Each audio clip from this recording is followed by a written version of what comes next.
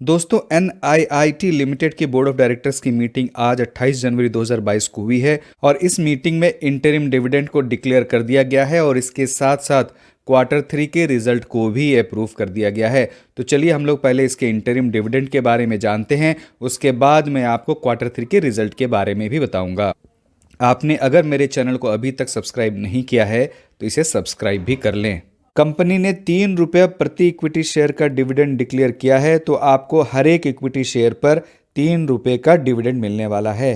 Company ने इस dividend के लिए जो रिकॉर्ड डेट फिक्स की है वो है 9 फरवरी 2022। इसका मतलब ये शेयर 8 फरवरी 2022 को एक्स डिविडेंड हो जाएगा। तो आपके लिए जो इम्पोर्टेंट डेट बनकर आ रहा है वो है 7 फरवरी 2022। अगर आप इस कंपनी के एग्जिस्टिंग शेयर होल्डर हैं और आप ये डिविडेंड चाहते हैं तो आपको अपने शेयर को कम से कम 7 फरवरी तक होल्ड कर रखना है, तभी आप इस डिविडेंड के लिए एलिजिबल होंगे। और अगर ये शेयर आपके पास नहीं है तो आपको 7 फरवरी तक इस शेयर को बाय कर लेना है। मेरी कोई भी बाय की रिकमेंडेशन नहीं है। अब चलिए हम लोग इसके क्वार्टर 3 के फाइनेंशियल रिजल्ट को देखते हैं। ये इस कंपनी का कंसोलिडेटेड फाइनेंशियल रिजल्ट है और ये सारे फिगर्स मिलियंस में हैं।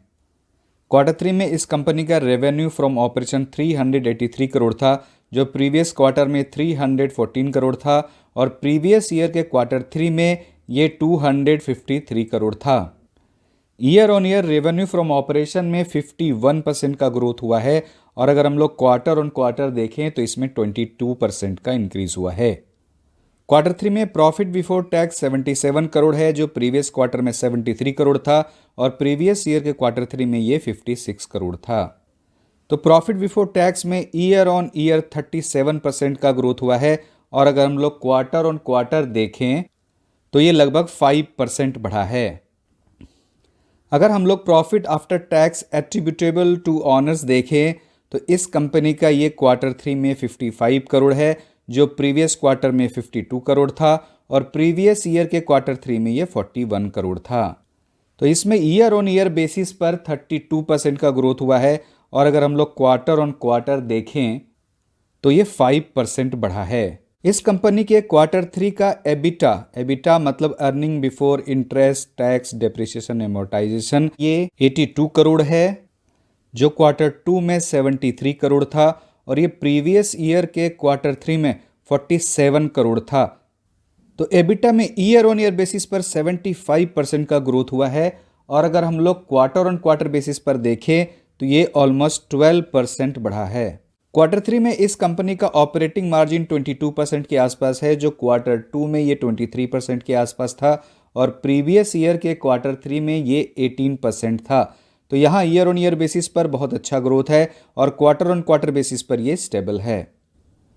क्वार्टर 3 में इस कंपनी के पैट का मार्जिन 14% है, जो क्वार्टर 2 में 15.9% था और प्रीवियस ईयर के क्वार्टर 3 में देखें तो ये लगभग 15% था।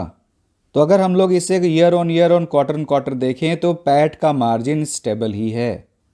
तो हम लोगों ने देख लिया कि इस कंपनी का revenue, EBITDA, profit before tax और पैट, इन सभी में ईयर ऑन क्वार्टर दोनों ही बेसिस पर अच्छा ग्रोथ हुआ है और इस कंपनी का मार्जिन स्टेबल है। तो मुझे इस कंपनी का ये रिजल्ट अच्छा लग रहा है। अब देखना ये है कि मार्केट इस रिजल्ट पे कैसे रिएक्ट करता है। आप देखिए ये NIIT लिमिटेड का डेली प्राइस चार्ट है और इस रिजल्ट का कोई भी पॉजिटिव इम्पैक्ट अभी तो इस शेयर के प्राइस पर मुझे नज़र नहीं आ रहा है।